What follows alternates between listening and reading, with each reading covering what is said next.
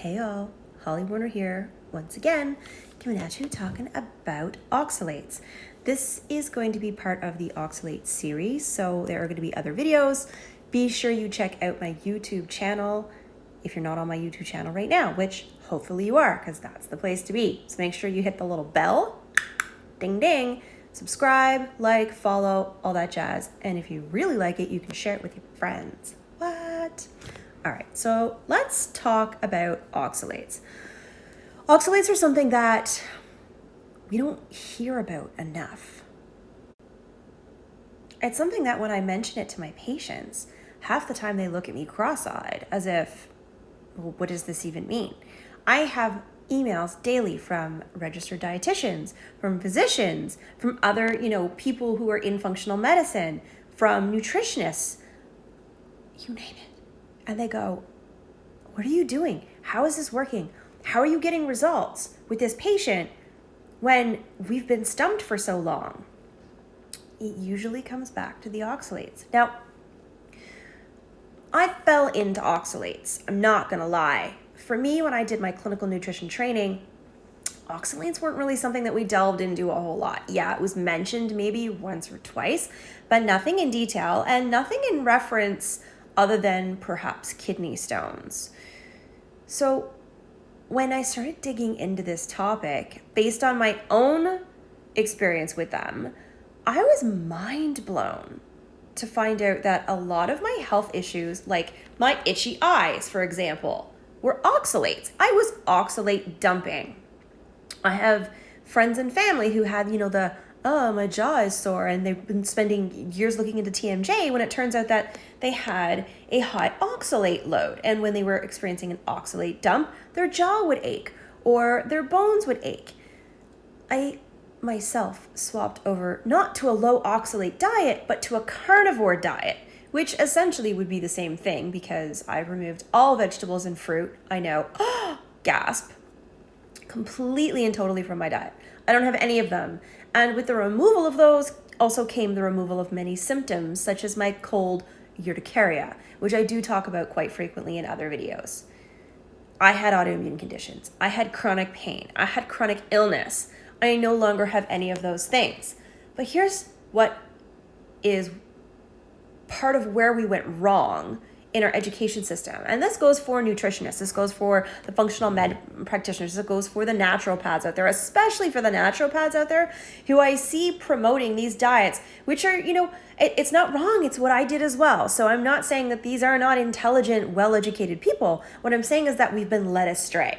They're promoting these diets that are heavy in plant toxins. And I hate to throw out the word toxin, but realistically, it's what they are. We have our phytoestrogens, we have our gliadins, we have our, we have everything. We have our lectins, we have all of the things that we look at and we go, if we soak our beans or we soak our nuts, we're fine. But we're not, because we're missing the oxalate conversation. We're taught to fill our plate with an abundance of vegetables. I used to preach that your plate should be full of greens, then eat the rainbow, and moderate protein. I mean, you want adequate fats as well because the brain and all of that. But I added them with my, polyphenol-rich olive oils and my coconut oils and butter. I loved butter and ghee and all of that. Here's the thing, though. What I thought was adequate protein, because we're in an over-protein society, turns out that was more vegan propaganda and bullshit.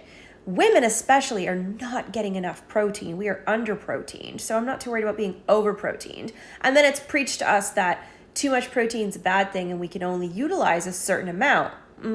Well, it's going to be utilized for our muscles and for X, Y, and Z. And the rest of it's going to go to other areas that can continue to utilize that excess of protein that we have.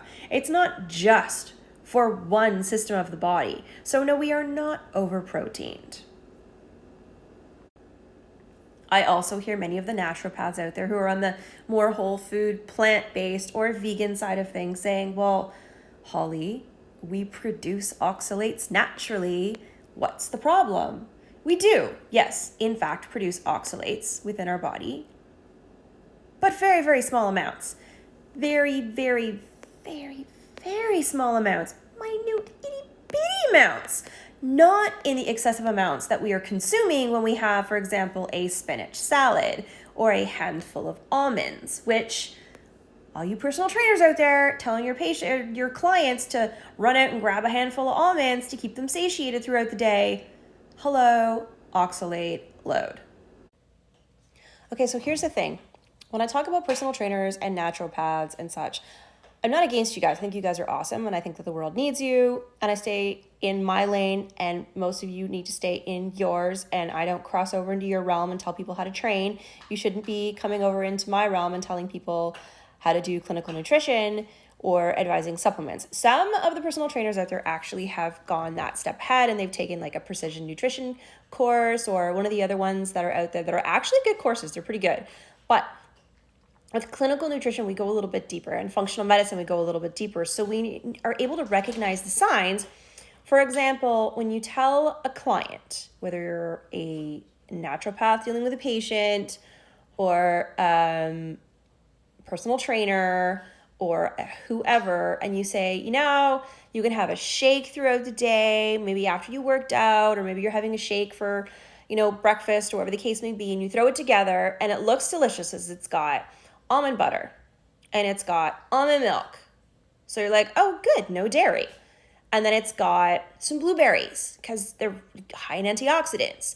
And then maybe you threw in some raw cacao powder because it's not, it's full of antioxidants. You've got your polyphenols in there now. This sounds really good, right? It sounds super. And then you threw in some of your spinach and you blended it all up and you pound that sucker back. Every single one of those ingredients was high oxalate. You just downed a boatload of oxalates, high oxalate foods. That's not a good thing. And while the body knows how to adapt and do things in regards to the polyphenols, which trigger a reaction, with oxalates, our body we have no way to adapt to the reaction that's been created within our body. Our body doesn't know what the F to do with this crap. It looks at it and it's like, ooh, some of it's got to go out in the urine. Some of it's going to go up into a cell and over there and like attached to the wall and wreak havoc and cause issues. The next thing you know, you've got all these oxalate issues. So while we think that these things are healthy, and we've been taught that these things are healthy for those suffering from autoimmune conditions and chronic illness, it may not be. These oxalates are sharp, jagged-edged shards of crystals. Think of chewing on a bunch of broken glass. Doesn't sound very appealing, does it? Now swallow it. And this is what is happening. These shards are going all the way down through our digestive tract. They're shredding and tearing apart our stomach lining, the mucosa. They get lodged in there. They do wreak havoc on our intestinal, small and large intestines. It's not a good thing. And in a previous video that I did, I talked about how they lodge into the lining and they hold on to specific bacteria, leading to chronic UTIs for us ladies, and so on and so forth. But you can take a peek at that previous video if you want to learn more about that. I digress. All right, so the day is clearly getting away from me here, as I've had to pause this video a couple of times, and now nighttime is almost upon us.